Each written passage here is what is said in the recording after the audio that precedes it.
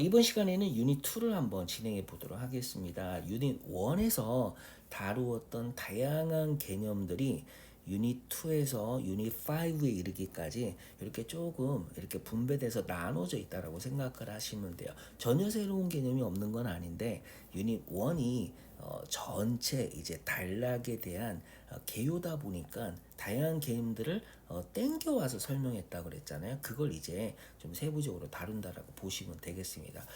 유닛 2의 목차를 보면 그렇죠. 우리가 이미 알고 있는 포괄적 주제라고 하는 중심 소재가 나오죠. 그래서 요거랑 요 관계를 우리가 파악할 수가 있죠. 그래서 결국 요 2번에 해당되는 목차의 소주제인 중심 소재와 주제라고 하는 거는 그 관계를 우리가 살펴보는 거예요. 그러면 새로 나오는 개념은 중심 소재의 전환이다라고 하는 요거만 좀 보시면 되죠.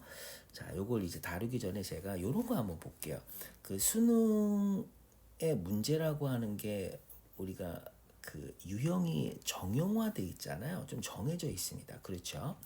지문의 길이나 아니면 문제 유형이 딱 정해져 있는데 그 정해진 틀 안에서 출제위원들이 문제를 만들어낼 때 뭔가 원칙들이 있을 거예요. 그 원칙에서 가장 중요했던 게 사실은 단락의 두 원리라고 하는 응집성과 통일성과 응집성을 활용한 건데 이제 유형적 측면에서 이제 좀 살펴보면 그 평가원에서 이제 발표한 그 문제 출제 원리 그 보고서가 있어요. 근데 그걸 이제 한번 보면 이 각 문제 유형마다 어떤 목적으로 어떠한 출제 원리를 바탕으로 출제했는지 이런 게 막 설명이 돼 있단 말이에요.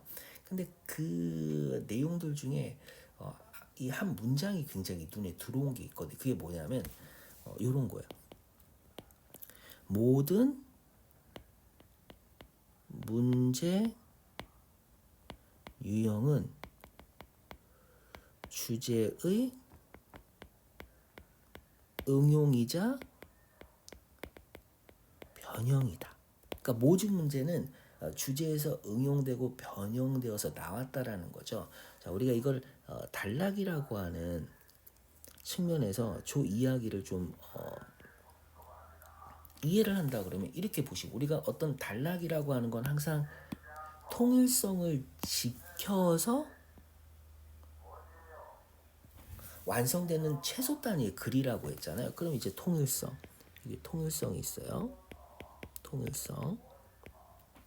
그럼 통일성이라는 건 하나의 단락은 주제가 하나밖에 없다라는 거죠. 그럼 이제 우리가 주제를 파악하는 게 우리가 글 읽기에 가장 중요하면서도 첫 시작이라고 할 때 가장 먼저 해야 될 작업은 여기 나와 있는 중심 소재 파악이잖아요. 그래서 이제 중심 소재를 파악하는 거예요. 그렇죠? 요런 거 이제 아이들과 같이 공부하면서 필기할 때도 중심 소재의 위치가 중요한 거거든요. 단락의 도입부에서 특히 첫 번째 문장에서 찾아야 된다라고 하는 거를 인식시켜 주기 위해서 요렇게 이제 그 위치가 중요하다라고 하는 걸 상기시켜 주면 계속 말을 해주는 거죠. 그러면 이때 이제 우리가 중심 소재를 뭐라고 했냐면요. 포괄적 주제라고 그랬어요. 포괄적 주제. 결국 요 단어로 이제 단락의 분석도 시작하는 거나 마찬가지죠. 이 주제라고 하는 개념도 사실 알고 보면 우리가 시험에 나오는 거는 포괄적 주제인 중심 소재를 찾는 게 아니라 그 중심 소재의 폭을 좁힌 구체적 주제를 찾아내는 게 이제 시험에서 이제 요구하는 답이 되는 거잖아요. 자, 이제 요 중심 소재로 시작하는데 그러면 모든 문제가 주제 응용이라고 하는데 맞냐라고 했을 때 자, 이렇게 구체적 주제가 설정이 됐어요. 색깔 한번 바꿔볼까요? 이렇게 구체적 주제가 설정이 됐어요. 구체적 주제가 이렇게 설정이 된 거예요. 그러면 우리가 주제를 통해서 이 글에서 궁극적으로 전달하려고 하는 내용이 뭐예요? 그게 바로 요지라고 하는 거죠. 그리고 보통 이제 요지라고 하는 거는 요지문이라고 표현을 하거든요. 잠시 이걸 보시면 주제는 우리가 구라는 이 phrase라고 하는 거 있잖아요. 구로 표현돼요. 구. 그리고 요지는 문장으로 표현합니다. 제목은 우리가 기본적인 건 군데 그쵸? 의문문의 형태를 취할 수 있고 그 다음에 제목 같은 경우에는 이걸 쓸 수가 있죠.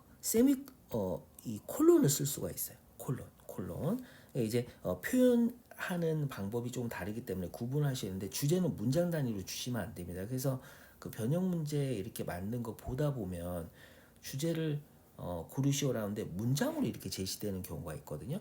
그거는 오류입니다. 그리고 주제는 맨 앞 단어나 아니면 소문자를 써요.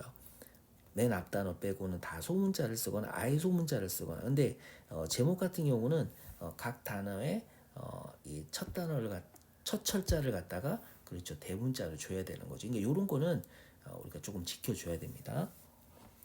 그러면 아까 다시 들어와서 그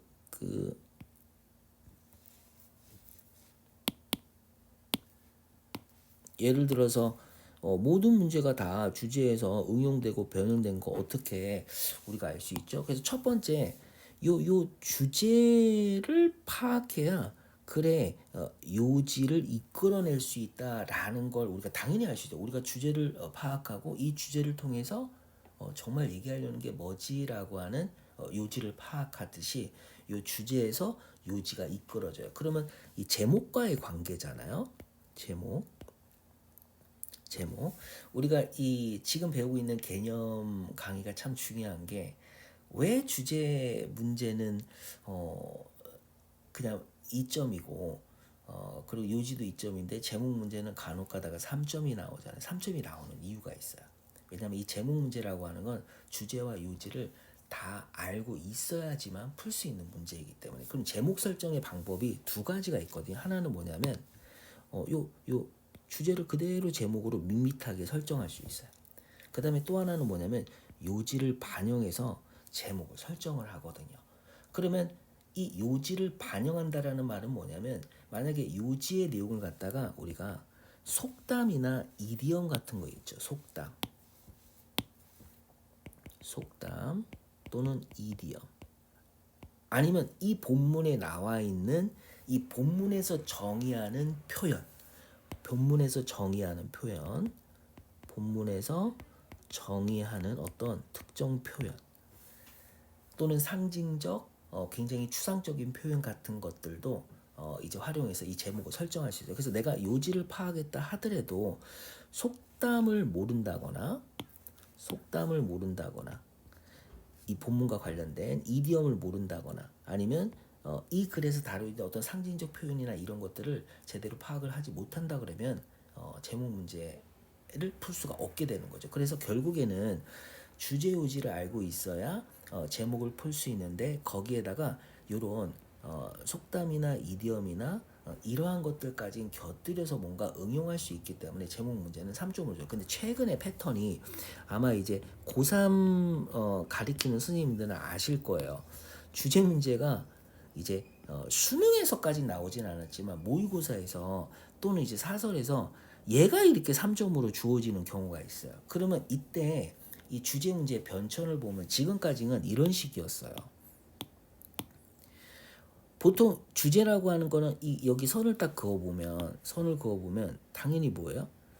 우리가 뭘 가지고 무슨 얘기하냐라고 하는 게 주제라고 했을 때 당연히 글쓴이들은 그래 도입부에서 나 뭐 가지고 무슨 얘기하지라고 하는 걸 던져줘야 될 거 아니에요. 그러다 보니까 주제는 상대적으로 빨리 파악도 돼요.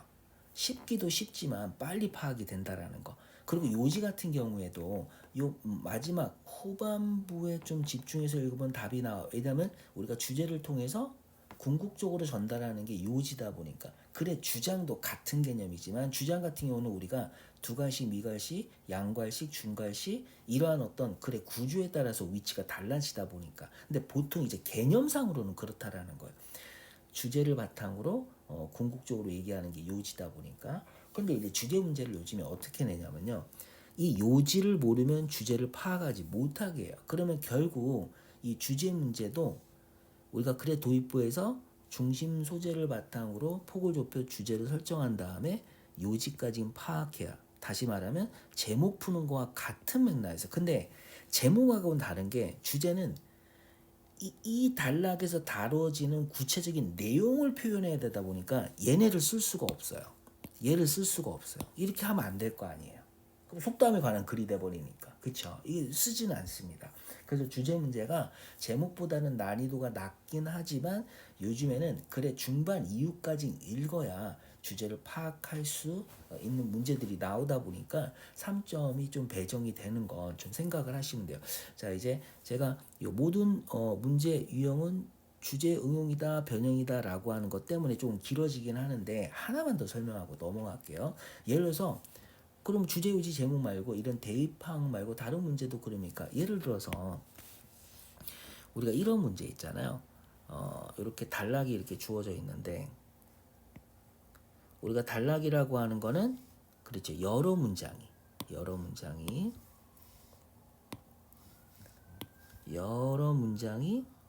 서로 논리적으로 연계되면서 여러 문장이 논리적으로 연계되면서 그렇죠.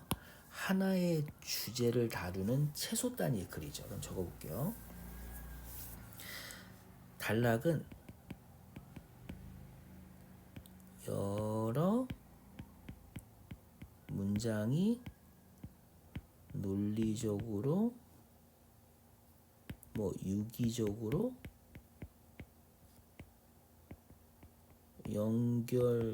연결되면서 하나의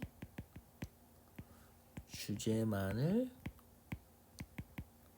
다루는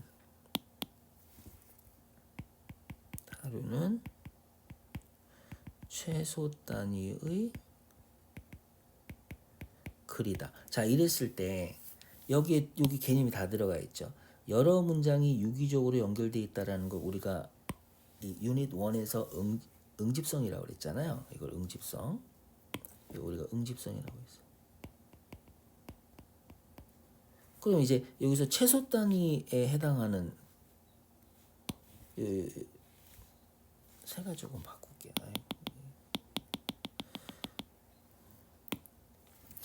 여러 문장이 논리적으로 유기적으로 연결돼 있다라는 거는 응집성이고, 그렇죠? 얘는 이제 응집성이고. 그 다음에 얘는 하나의 주제만을 다룬다라고 하는 거는 통일성이잖아요. 그래서 단락은 이 단락을 이루는 두 원칙인 통일성과 응집성을 갖추고 있다라고 하는 건데 그러면 문장 삭제 있잖아요. 우리가 그 논리성을 묻는 문제라는 빈칸 추론, 그 다음에 순서 배열, 삭제, 그 다음에 문장을 이제 집어넣는 거, 삽입하는 거. 그럼 이제 삭제에서 결국에는 우리가 이게 여러 문장이 있는데 여기에 뭐 A, B, C, D 이 중에 지워야 될 거 그러면 얘가 이제 지워진다고 할게요. 얘가 필요 없는 문장이야. 그럼 결국 이거는 뭐가 되는 거야? 그렇죠. 주제에서 어긋나는 문장을 찾는 거죠. 글의 도입부에서 중심 소재 찾고 이야기의 폭이 좁아들면서 세부적으로 전개되는데 얘는 그 중심 소재라는 포괄적 주제에서 좁아지는 구체적 주제에서 벗어나는 거잖아요. 다시 말하면 주제에서 벗어난다? 그렇죠. 통일성을 깨는 거죠. 주제에서 벗어난다.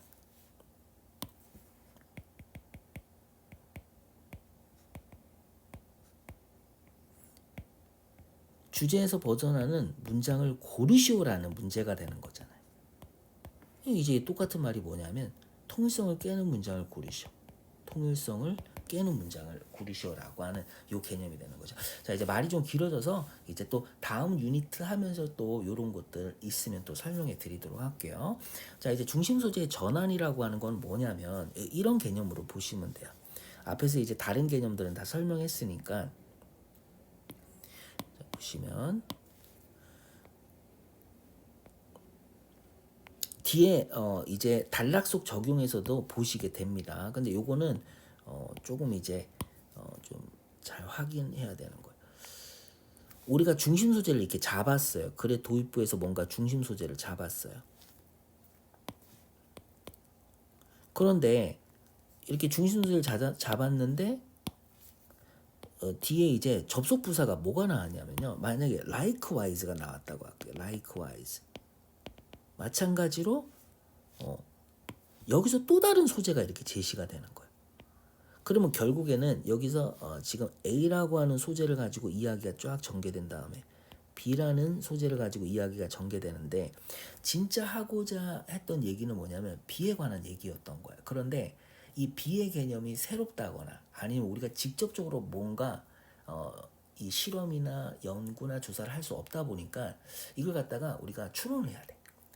뭐 유추를 한다고 하죠. 근데 이제 이랬을 때 그 유추를 하기 위해서 가져온 개념이 이 A라고 하는 거죠. A는 우리가 이미 알고 있고 또는 이미 익숙한 개념이 되는 거예요. 그래서 여기서 이제 다뤄졌던 요 개념을 그대로 여기다 적용하면서 우리가 B의 어떤 특징이나 이런 것들을 설명하는 거죠. 그래서 A를 가지고 먼저 시작했지만 궁극적으로는 B에 대한 이야기를 하기 위해 가져온 유사 개념이냐 아니냐 아니면 반대 개념 이런 거에 해당된다라고 보시면 돼요. 그래서 중심 소재의 전환은 요 뒤에 보면 여기 잘 나와 있거든요. 그래서 여기서 한번 보시면 됩니다. 그리고 유닛 2 같은 경우는 중심 소재 개념이 너무 중요하다 보니까 중심 소재 개념이 너무 중요하다 보니까 이렇게 다시 한번 문제를 또 이렇게 구성을 해놨어요. 선생님 그 파일에는 또 다 설명이 돼 있습니다. 자, 중심 소재와 주제의 관계 이 정도로 이제 보시면 돼요. 그러면 요거는 이제 우리가 이제 너무나 많이 다뤘으니까 글의 도입부에서 그랬죠. 우리가 중심 소재를 찾고 이걸 자꾸 설명을 해줘야 돼요. 그래서 아이들이 글을 읽을 때 나도 모르게 글의 도입부에 해당되는 내용을 읽으면서 소재를 찾으려고 하는 이 습관화가 중요하거든요. 그래서 여기서 중심 소재 찾고 근데 중심 소재는 그쵸 포괄적 주제가 되는 거죠. 얘가 자꾸 손 때문에 포괄적 주제가 되고 이 포괄적 주제의 폭을 좁혀 뭐 하는 거다? 그렇죠. 이제 구체적 주제를 설정하는데 구체적 주제 이때 필요한 개념이 요건 거예요. 여기 나와 있는 그렇죠. 중심 내용이 되는 거죠. 그 아주 쉽게 얘기하면 글의 도입부에서 라면이 나왔어요. 라면. 근데 이제 중심 내용이 뭐냐면 라면의 다양한 재료를 설명한 거야. 그럼 결국 라면의 재료에 관한 글이 되는 거잖아요. 라면에서 라면의 재료라고 하는 좀 더 세부적 주제를 이끌어내기 위해서 필요했던 개념이 중심 내용이 되는 거죠. 자, 이렇게 이번 시간은 앞서 중심 소재와 그 다음에 주제와의 관계라는 측면에서 이야기를 하면서 소재의 전환이라고 하는 좀 더 테크닉한 측면에서 그를 분석하는 세부 내용을 다루었고 특히 제가 이제 맨 앞에서 이런 것 좀 설명해 드렸죠. 그래서 어떻게 보면 우리가 문제를 풀면서도 아이들에게 각각의 문제가 만들어진 원리라는 측면에서 이 평가원에서 이런 얘기를 했다라고 하는 것도 선생님 자신에 대한 학생들이 바라보는 신뢰도가 확 높아지니까 이런 것도 좀 활용하시면 되겠습니다.